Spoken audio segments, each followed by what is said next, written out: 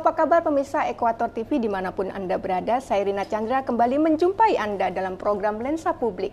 Kali ini kita akan membahas tentang dunia pendidikan vokasi, khususnya mengenai sekolah menengah kejuruan atau SMK yang ada di Provinsi Kalimantan Utara.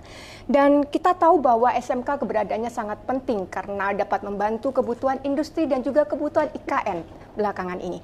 Bagaimana pendidikan vokasi ini dapat menjadi kunci kesuksesan? Kita akan membahasnya dengan tema SMK Kaltara Jawab Tantangan Indonesia Emas bersama Kepala Bidang Pembinaan SMK Dinas Pendidikan dan Kebudayaan Provinsi Kalimantan Utara, Ibu Arinda Susanti. Apa kabar Ibu Arinda? Alhamdulillah, baik Ibu Rina. Ya, terima kasih sudah bersedia menjadi tamu dari program Lensa Publik Ekuator TV. Ya, kita hari ini akan membahas tentang SMK Kaltara Jawab Tantangan Indonesia Emas.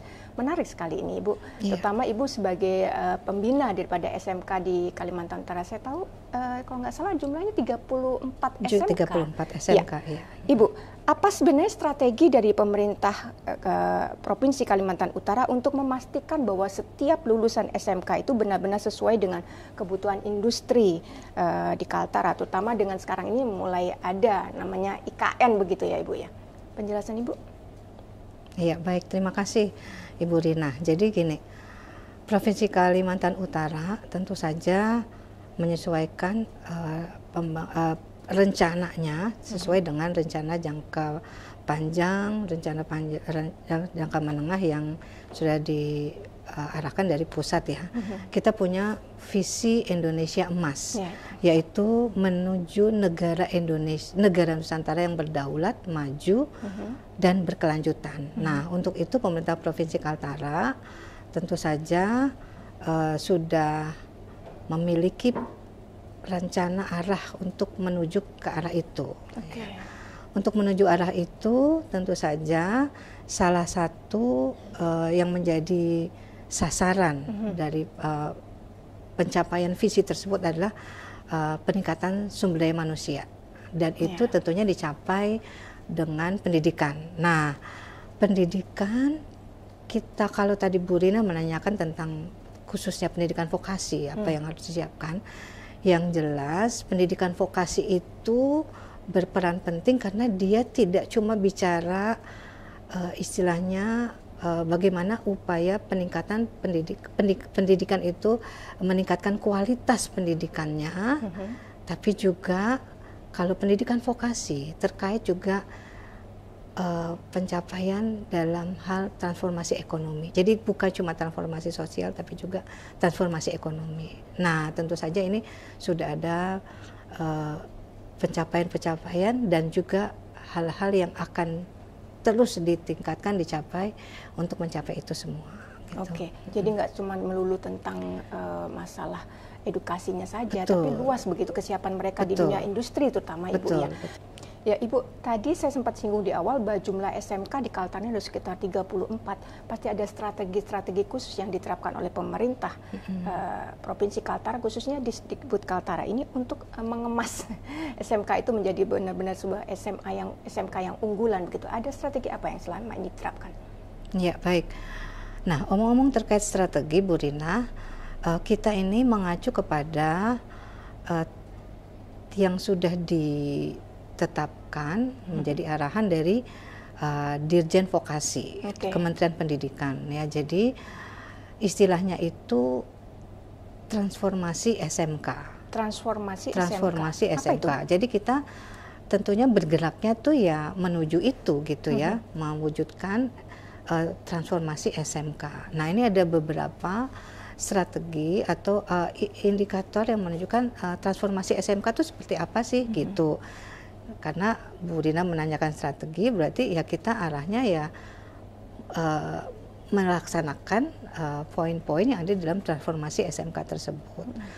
Nah, transformasi SMK ini diantaranya adalah yang pertama meningkatkan jumlah lulusan SMK yang bekerja dan berwirausaha. Karena kan memang SMK itu keistimewaannya adalah memang dia menyiapkan skill, menyiapkan skill ya. Sebagaimana halnya pendidikan vokasi ya, ini untuk tingkat menengah seperti itu. Itu yang pertama. Kemudian yang kedua, meningkatkan kemampuan bahasa asing dari lulusan SMK, meningkatkan kemampuan digital lulusan SMK, kemudian meningkatkan jumlah praktisi mengajar dari Dudi. Jadi supaya ada kesinambungan antara yang di kan kita lulusan SMK ini tentunya kan memang harusnya memang disiapkan untuk memenuhi kebutuhan. Nah, kebutuhannya apa? Ini dari dunia usaha dan dunia kerja, makanya harus ada kerjasama yang sangat baik, harus ada link dengan dunia SMK. Nah, ini transformasi SMK yang tadi yang itu adalah tentunya kerjasama dengan Dudi itu, jadi meningkatkan jumlah misalnya guru tamu seperti itu ya. Kemudian meningkatkan jumlah guru SMK yang memiliki sertifikasi kompetensi sesuai dengan bidangnya gitu. Kemudian juga meningkatkan kontribusi dari dunia industri juga kepada SMK. Jadi diharapkan tuh hanya nyambung gitu loh. Iya, antara user sama ininya benar-benar kebutuhannya pas gitu ya. Betul, itu. Jadi itulah kembali kalau yang tadi Bu Rina menanyakan strateginya ya, upaya-upaya mewujudkan transformasi SMK itulah yang kita lakukan gitu saat ini. Tadi Ibu juga singgung masalah bahasa. Saya jadi teringat tempo hari kalau nggak salah Dinas Pendidikan menggelar pelatihan bahasa Mandarin bahkan Bu ya. Itu saya pikir sebagai satu langkah baru begitu bagi dinas untuk dalam tanda petik mencerdaskan para pendidik untuk kemudian melatih anak didiknya. Apa yang sedang dimainkan dalam program ini Bu sebenarnya? Iya, jadi gini, untuk lulusan SMK Provinsi Kaltara ini kan kita harapkan dia tidak cuma nanti kita siapkan untuk memenuhi kebutuhan tenaga kerja di Provinsi Kaltara atau dengan adanya IKN ini juga IKN, kemudian artinya masih lokal lah gitu ya, di kabupaten kota maupun di tingkat provinsi maupun yang terdekat di IKN. Tapi kan juga dengan adanya bonus demografi, jumlah generasi muda kita ini kan semakin mencapai puncaknya di daerah tahun 2030-an ini. Tentunya kan di mana sebaliknya di berbagai negara itu mengalami penurunan jumlah penduduk yang usia kerja sehingga sangat membutuhkan tenaga kerja. Jadi yang ingin kita siapkan itu bukan cuma lulusan kita ini siap mengisi kebutuhan tenaga kerja di Indonesia, di provinsi kita atau di IKN atau di Indonesia, tapi juga memenuhi kebutuhan tenaga kerja yang ada di luar, internasional begitu ya, secara internasional. Nah, makanya itulah kita harus sudah siapkan dari sekarang. Nah, salah satunya ini karena kebutuhan yang tinggi ini ada di Jepang, kemudian kalau yang Mandarin ini terkait dengan pertumbuhan pembangunan industri besar-besaran di Indonesia, kebanyakan itu investornya dari luar, China, sehingga membutuhkan tenaga kerja yang memiliki kemampuan bahasa Mandarin. Sehingga kemarin Dinas Pendidikan memiliki program untuk melatih guru-guru sehingga kita punya guru-guru yang bisa bahasa Mandarin nanti ngajari gitu ya siswa. Itu mempersiapkan salah satunya bahasa Mandarin. Kemudian untuk Jepang juga demikian Bu Rina. Jadi ini melalui sudah diinisiasi melalui program SMKPK. Salah satu yang harus dilakukan oleh SMKPK itu tahun ini adalah menyiapkan lulusannya nanti untuk bisa magang, ya, penyiapan magang di Jepang. Oleh sebab itu maka SMK-SMKPK yang sekarang di Provinsi Kaltara ini juga menyeleksi siswanya yang memang berminat dan memenuhi syarat gitu ya untuk nantinya mereka magang di Jepang dan bekerja di sana, itu sudah ada penyiapannya nih, penyiapan bahasanya, penyiapan gitu. Jadi semakin itu diantaranya. Gitu. Komplek berarti Bu ya, tidak betul. Hanya melulu mereka siap kerja saja, tapi dibekali dengan berbagai macam bahasa untuk memenuhi kebutuhan secara internasional begitu. Mungkin adik-adik yang di rumah mungkin bisa mulai memikirkan memilih jurusan SMK ini ternyata begitu variatif dan sangat dinamikanya. Dari SMK yang dulu dan sekarang sudah totally sangat berbeda sangat sekali. Berbeda Bu Rina. Jadi alhamdulillah sampai saat ini jumlah SMK memang nggak banyak ya. Kalau di Kaltara ini artinya tetapi mencukupi lah ya untuk dibandingkan dengan jumlah penduduk kita. Nah, 34 SMK itu pun di Kaltara ini sudah mencakup 8 bidang keahlian. Bidang keahlian dan ada 34 konsentrasi keahlian atau kalau dulu istilahnya jurusan gitu ya. Kalau sekarang tuh konsentrasi keahlian. Jadi sangat beragam sekali konsentrasi keahlian yang tersedia di SMK yang ada di Kaltara. Nah, tinggal si lulusan SMP ini memilih minat sesuai dengan dia minat kemana gitu. Karena lulusan SMK ini kan sebenarnya dia diharapkan lulusan SMK itu terutama kalau bisa bekerja, lebih bagus lagi bisa berwirausaha, dan boleh juga melanjutkan pendidikan juga boleh, tetapi diharapkan sih yang sesuai ya, yang selaras dengan yang sudah keterampilan memang sudah dipelajari di SMK-nya. Jadi itu boleh. Nah, jadi kalau bisa planning itu sudah ada sejak SMP untuk bisa ini saya kemana nih? Yang jelas untuk SMK ini lebih artinya kita nanti Bu Rina ini kita semakin akan memperjelas arahnya sehingga nanti yang masuk di SMK ini nanti akan jelas dia nanti setelah SMK itu mau kemana. Jadi tidak dibiarkan nanti anak-anak ya yang penting sudah lulus ya terserahlah mau kemana, itu nggak seperti itu. Jadi kita rencananya memang dari awal memang sudah diidentifikasi dia mau kemana setelah SMK sehingga betul-betul selama dia di SMK itu bisa dipersiapkan gitu. Baik. Semakin menarik Ibu, tadi Ibu juga nyinggung soal keahlian, tadi ada beberapa macam jurusan begitu ya. Saya coba mulai di program keahlian di sektor teknologi dan konstruksi, karena kebetulan Kaltara juga lagi gencar-gencarnya membangun infrastruktur dan sebagainya. Bagaimana jurusan ini berperan dalam mendukung pembangunan infrastruktur di Kaltara itu sendiri Bu, termasuk kesiapannya dalam menghadapi proyek-proyek besar seperti investor dan sebagainya? Iya baik, jadi untuk salah satu bidang keahlian yang ada di SMK di Kaltara ini adalah teknologi ya dan manufaktur itu ya tadi ya.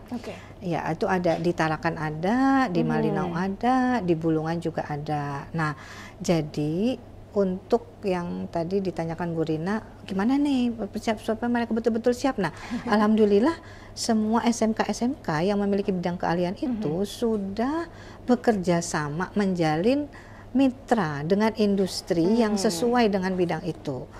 Oleh sebab itu kalau kita lihat dari hasil tracer tadi, alhamdulillah lulusan SMK di bidang keahlian itu hampir semuanya bekerja sesuai dengan keterampilan tersebut gitu, skillnya tersebut. Nah jadi kuncinya memang di situ Bu Rina, ada kerjasama antara SMK bidang tersebut dengan industri yang sesuai. Kerjasamanya itu dalam hal apa? Ya dalam hal penyelarasan kurikulum, kemudian ada guru tamu, artinya dari pihak industri mengajar di sekolah, kemudian gurunya juga dimagangkan di industrinya itu gitu, kemudian juga sertifikasinya juga gitu.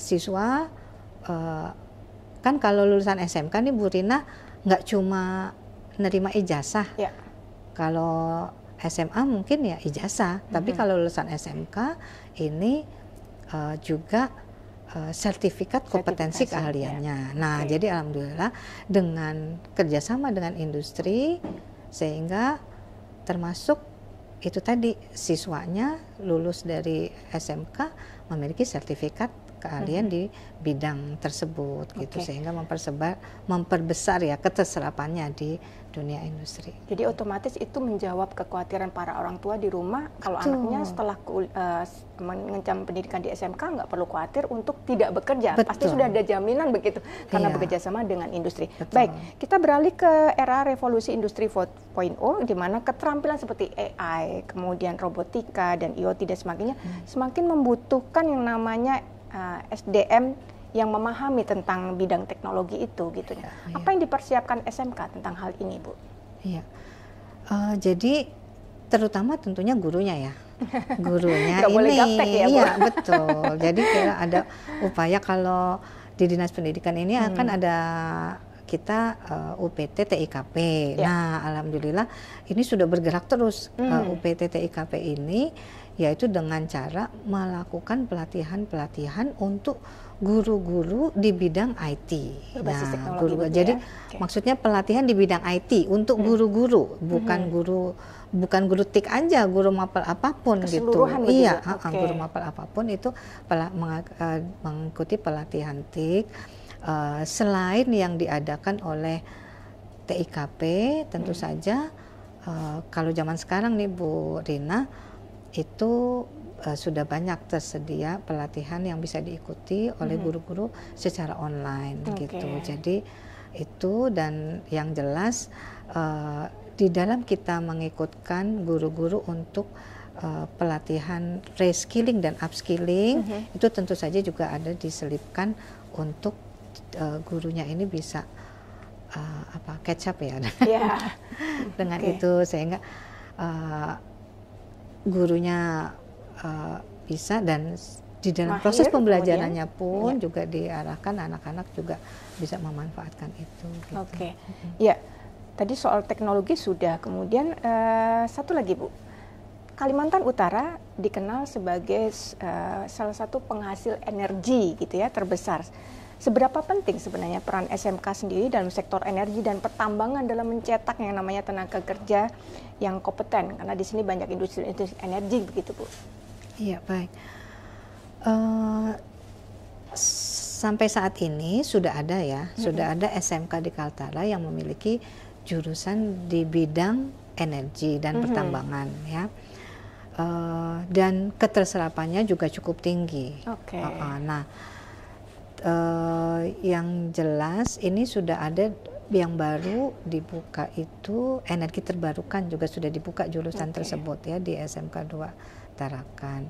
Nah, tetapi untuk menjawab tantangan ke depan kelihatannya mungkin nanti kita sekarang sedang mempertimbangkan untuk memetakan kembali seluruh jurusan yang ada di SMK-SMK, menyesuaikan dengan kebutuhan ke depan, sehingga kemungkinan nanti ada yang bergeser ya, ada yang maksudnya menambah jurusan baru yang belum ada tetapi akan dibutuhkan dalam jumlah besar, dan juga mungkin ada yang nanti dihapus kalau memang dia ini gitu. Jadi itu nanti kita akan sesuaikan. Nah, yang jelas kalau untuk bidang energi dan pertambangan itu kita sudah ada saat ini, keterserapan juga cukup baik, tetapi nanti mungkin kita akan kembangkan lagi. Bagaimana halnya dengan soal kemaritiman? Karena kita tahu bahwa Kaltara masyarakatnya pelaut dan sebagainya gitu ya, akrab dengan kehidupan kelautan dan kemaritiman begitu. Apakah bidang ini juga menjadi salah satu daya jual buat pemerintah untuk calon-calon peserta didik baru, Bu? Iya, salah satu potensi yang cukup besar dari Provinsi Kaltara adalah bidang kemaritiman. Jadi alhamdulillah kita sudah ada SMK kita yang memiliki jurusan ya di bidang kemaritiman. Nah, tetapi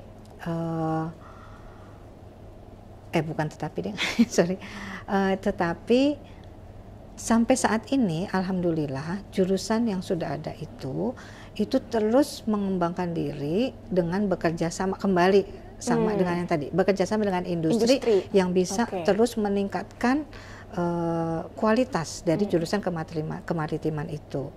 Nah, untuk kedepannya mungkin kita mau lihat lagi ya, hal apa yang masih perlu ditingkatkan nih untuk di bidang kemaritiman ini, itu. Begitu ya? Ya.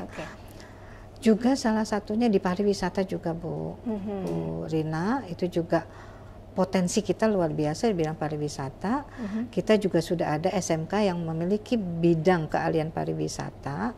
Tetapi kalau nanti kita lihat kebutuhannya ke depan itu sangat besar dibandingkan dengan yang sudah tersedia sekarang, apabila mungkin nanti dibutuhkan ya mungkin kita akan terus tingkatkan lagi gitu. Tentang pariwisata tadi juga menarik bahwa Kaltara punya objek-objek wisata baru gitu ya, yang itu mungkin menjadi tugas bagi adik-adik kita di SMK untuk mengeksplor itu, memancing wisatawan dan sebagainya. Apa aja yang selama ini di program-program khususnya di bidang Kemenparekraf yang digaungkan oleh pemerintah provinsi? Ya. Kalau di bidang kepariwisataan sejauh ini kalau untuk konsentrasi keahlian yang tersedia ya SMK, itu memang di perhotelan, layanan wisata dan kuliner. Jadi yang sudah dilakukan ya meningkatkan ininya skillnya anak-anak di bidang tersebut. Oleh sebab itulah maka SMK kita di bidang pariwisata itu kembali lagi Bu Rina semakin banyak dari tahun ke tahun menjalin kerjasama dengan industri perhotelan yang ada di Provinsi Kaltara. Nah, termasuk ada SMK kita yang sudah memiliki namanya kelas industri. Jadi betul-betul itu full dukungannya dari pihak perhotelannya ini, hotel yang ada ini mendukung penuh, mulai dari penyelarasan kurikulumnya, kemudian bagaimana sehari-hari itu memang sudah latihan terus gitu, maksudnya sesuai dengan kebutuhan pasar begitu ya. Betul. Jadi itu karena satu PR bukan PR, maksudnya memang yang diutamakan di dalam dunia SMK adalah bukan masalah skillnya aja, tapi skill dalam arti dia melakukan keterampilan bekerjanya, tapi soft skillnya itu yang sangat penting Bu Rina. Jadi budaya kerja, menumbuhkan budaya kerja. Nah ini juga yang menjadi fokus dari upaya mendidik anak-anak SMK ini gitu untuk bekerja. Ibu singgung soal budaya kerja, saya jadi teringat nih dengan beberapa industri, mereka lebih tertarik dan berminat mengambil tenaga kerja dari luar karena alasannya mungkin dari satu pendidikan, kedua strugglingnya mereka lebih tinggi begitu daripada SDM lokal yang cenderung mungkin kurang struggle gitu Bu. Bantahan Ibu tentang hal ini? Kira-kira apa yang dilakukan SMK untuk meningkatkan kualitas adik-adik kita supaya mampu bersaing dengan tenaga dari luar begitu? Iya, jadi budaya kerja itu memang soft skill ya, soft skill budaya kerja itu memang menjadi tantangan yang tidak gampang. Karena itu bukan cuma dibentuk di sekolah, tapi terutama dari keluarga gitu. Bagaimana dia terbentuk karakternya di keluarga. Bu Rina tahu bahwa anak-anak generasi sekarang itu kan agak beda dengan zaman dulu gitu kan. Karakternya memang agak beda, sehingga ini menjadi tantangan yang luar biasa. Oleh sebab itulah maka pembelajaran di SMK sekarang sebenarnya diarahkan bukan lagi kayak zaman dulu gitu ya, jadi lebih ke project based learning ya. Jadi supaya budaya kerja itu tumbuh, jadi ada istilah pembelajaran itu banyak berbasis project, sehingga itu kan lebih menantang nih soft skillnya gitu ya. Dan juga di SMK itu juga ada istilah namanya TEFA, Teaching Factory. Teaching Factory ini jadi di SMK itu ada jadi tentunya melalui kerjasama dengan industri lagi nih untuk supaya SMK itu punya TEFA atau Teaching Factory sehingga jadi seolah-olah kayak kerja di pabrik betulan gitu atau di industri betulan. Misalnya membuat bidang bisnis, miniaturnya bank, miniaturnya yeah. hotel, miniaturnya pabrik, seperti itu. Tergantung dia apa jurusannya tuh di situ. Nah, TEFA. Nah, ini juga termasuk upaya untuk menumbuhkan soft skill, tumbuhnya budaya kerja yang bagus dari anak-anak kita, diarahkan dengan penciptaan lingkungan yang mendukung begitu, Bu, ya. Oke, Ibu, dari sekian perkembangan SMK pasti banyak dong namanya tantangan-tantangan. Bedanya kalau tantangan membesarkan atau membina SMK zaman dahulu dengan sekarang apa nih kira-kira, Bu? Tantangannya yang jelas karena SMK ini tidak cuma urusan mencerdaskan, tapi juga itu ya terkait dengan menyiapkan tenaga terampil. Jadi yang mampu bersaing, bekerja bersaing ya di dunia kerja. Tantangannya itu tadi yang pertama tadi sudah kita bicarakan, menumbuhkan budaya soft skill dan budaya kerja. Kemudian yang kedua supaya matching dengan kebutuhan. Kita harus tahu kebutuhannya apa di Kaltara, di Indonesia, di dunia yang kita bisa siapkan arah ke situ. Oleh sebab itu maka Bu Rina yang menjadi tantangan adalah bahwa SMK nggak bisa bekerja sendiri. Dunia vokasi nggak bisa bekerja sendiri. Harus kolaborasi berbagai pihak gitu. Jadi kalau dari pemerintah pusat itu sudah mewajibkan seluruh daerah, baik provinsi maupun kabupaten memiliki yang namanya tim koordinasi revitalisasi pendidikan dan pelatihan vokasi. Di tingkat nasional ada TKNV, di tingkat daerah ada TKDV. Nah, mudah-mudahan juga ini TKDV yang sudah dibentuk di Provinsi Kaltara ini juga bisa menjadi salah satu cara untuk menjawab tantangan tadi itu. SMK nggak bisa bekerja sendiri karena dia ini disiapkan untuk bisa memenuhi kebutuhan. Nah, kebutuhan itu apa? Nah, itu tadi kita harus bekerja sama dengan berbagai sektor gitu. Oke, tadi kita sudah ngomong panjang lebar tentang teknologi, industri dan sebagainya. Saya coba kembali ke masalah dunia pertanian. Tempo hari saya sempat mewawancarai salah seorang narasumber bahwa Kaltara ini sedang dipersiapkan untuk swasembada pangan begitu, Bu, ya, melalui agribisnis dan agriteknologi begitu. Nah, seberapa besar kontribusi SMK dalam hal ini terhadap sektor pertanian dan perikanan khususnya di Kaltara ini, Bu? Ya, alhamdulillah untuk di SMK Kaltara cukup banyak ya jumlah SMK yang memiliki bidang keahlian di bidang agribisnis dan agriteknologi. Nah, kemudian sampai saat ini SMK yang memiliki bidang keahlian tersebut itu juga sudah menjalin menjalin kerjasama dengan baik dengan industri atau dinas-dinas yang terkait ya, sehingga lulusannya itu memiliki keterampilan yang cukup baik di bidang agribisnis agroteknologi dan alhamdulillah keterserapannya juga cukup baik. Nah, tetapi ini masih menjadi tantangan ini Bu Rina karena terus terang minat generasi muda untuk mengambil jurusan di bidang agribisnis ya, bidang seperti pertanian, perkebunan, peternakan itu semakin lama semakin berkurang ya? Minatnya. Sementara padahal untuk ketahanan pangan kedepannya itu kebutuhannya tinggi. Tinggi. Nah, ya. ini ada salah strategi, satu Bu? Tantangan juga nih strateginya untuk membuat adik-adik di luaran sana tertarik yuk jadi petani begitu. Apa yang dilakukan oleh itu SMK? Tantangan juga tuh, masih kami nanti bekerja sama dengan dinas yang terkait supaya gimana, maksudnya dinas terkait baik di Provinsi Kaltara maupun yang di luar ya, di luar Kaltara gitu kan, yang sudah maju nih, itu sudah supaya bisa meningkatkan minat dan meningkatkan juga kemampuan ya generasi lanjut kita ini di bidang agribisnis dan agriteknologi, karena itu dibutuhkan sekali untuk kedepannya. Oke, baik.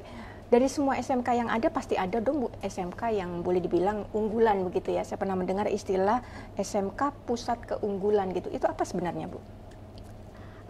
Jadi gini,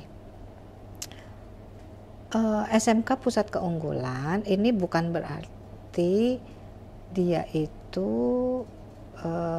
itulah yang unggul, bukan berarti gitu ya, bukan. Ya. Jadi ini adalah program pemerintah, program kementerian untuk mendorong SMK yang sudah ada itu bisa lebih cepat mewujudkan transformasi SMK yang tadi saya bilang tadi. Itu ada semacam bantuan ya, apa istilahnya tuh, pemancing ya. Dia ada kayak blogren gitu ya. Bantuan pemerintah. Jadi dari kementerian untuk SMK-SMK yang setelah diseleksi itu kemudian bisa mendapatkan bantuan tersebut. Bantuan pemerintah untuk bisa mendorong lebih cepat gitu ya SMK ini mewujudkan transformasi SMK yang tadi saya sebutkan. Nah, jadi SMK ini diharapkan, SMK yang mendapatkan bantuan ini, kan bantuannya kan tidak setiap tahun, dia cuma pancingan dari pusat. Diharapkan dengan pancingan ini dia cepat bisa membangun ini loh, melaksanakan berbagai hal yang mewujudkan transformasi SMK, sehingga nanti dia bisa mandiri. Setelah dia dapat bantuan, dia tetap bisa melanjutkan program-program yang sudah dilakukan sambil nanti mengimbas kepada SMK-SMK yang lain gitu. Salah satu contohnya Bu, kalau di Kaltara SMK berapa nih yang termasuk dalam salah satu program 14 unggulan tadi? Total SMK pusat keunggulan sampai saat ini ya, ini ke tahun ini kita ada nambah lagi 3 lagi ya. Jadi tahun lalu ada 13, tahun ini nambah lagi ada 3 SMK lagi. Jadi ada 16 saat ini yang melaksanakan program SMK pusat keunggulan. Nah, kalau di Tarakan itu ada di SMK 1, SMK 2, SMK 3 Tarakan, kemudian SMK Kesehatan Kaltara di Tarakan, kemudian yang menambah 1 di Tarakan tahun ini SMK 4 Tarakan. Kemudian di Bulungan itu ada SMK 1 Tanjung Selor, SMK 3 Tanjung Selor, dan menambah SMK Tanjung Palas Timur, dan tahun ini menambah 1 SMK 2 Tanjung Selor. Kemudian di Nunukan ada SMK 1 Nunukan, di SMK Sebatik Barat, SMK 1 Nunukan yang baru ya. Kemudian ada SMK Negeri Tulin Onsoy. Kemudian di Malinau ya, SMK Negeri 2 Malinau. Artinya tidak hanya di tengah ya Bu ya, menyebar sampai tadi Ibu sebutkan di wilayah Sebatik, juga di arah perbatasan juga menjadi sentuhan target daripada pemerintah gitu. Oke, baik Ibu, terakhir sebagai closing statement yang ini bisa Ibu sampaikan kepada adik-adik di rumah untuk mereka berminat bersekolah yuk di SMK, silakan Ibu. Iya, baik. Saya harapkan sekarang sudah tidak ada lagi image bahwa SMK itu maksudnya kelas 2, artinya kalau nggak keterima SMA apa boleh buat masuk SMK. Saya harapkan di masyarakat sudah tidak lagi terjadi seperti itu, karena justru di SMK ini justru lebih jelas arahnya. Jadi kalau memang potensinya tuh tinggi di bidang akademik, SMA. Karena SMA itu dipersiapkan untuk nanti melanjutkan ke perguruan negeri. Tapi kalau SMK sudah jelas lulusannya itu arahnya mau kemana. Jadi lebih cepat mempersiapkan, memiliki skill, baik soft skill maupun hard skill. Tidak cuma punya ijazah, tapi juga punya sertifikat kompetensi keahlian dan plus sertifikat bahasa. Diharapkan nanti seperti itu, sehingga dengan kebutuhan sekarang, dunia sekarang ini kayaknya kita nggak usah perlu lama-lama sekolah, kalau bisa cepat mandiri, kayaknya inilah tempatnya di SMK kalau mau cepat mandiri. Kebetulan juga kondisi Kalimantan Utara sebagai provinsi yang terus berkembang begitu, yang membutuhkan SDM yang berkualitas. Baik Ibu Arinda, terima kasih perbincangan kita hari ini. Mudah-mudahan SMK di Kaltara semakin maju dan berkembang, siap menerima tantangan-tantangan baru di luar sana menuju Indonesia Emas 2045. Terima kasih. Ya, demikian tadi pemirsa perbincangan saya dengan Ibu Arinda Susanti sebagai Kepala Bidang Pembinaan SMK Disdikbud Kalimantan Utara. Semoga diskusi kita hari ini membuka wawasan kita semua tentang pentingnya dunia pendidikan vokasi guna menyongsong Indonesia Emas 2045. Saya Rina Chandra, terima kasih telah menyaksikan Ekuator TV. Salam.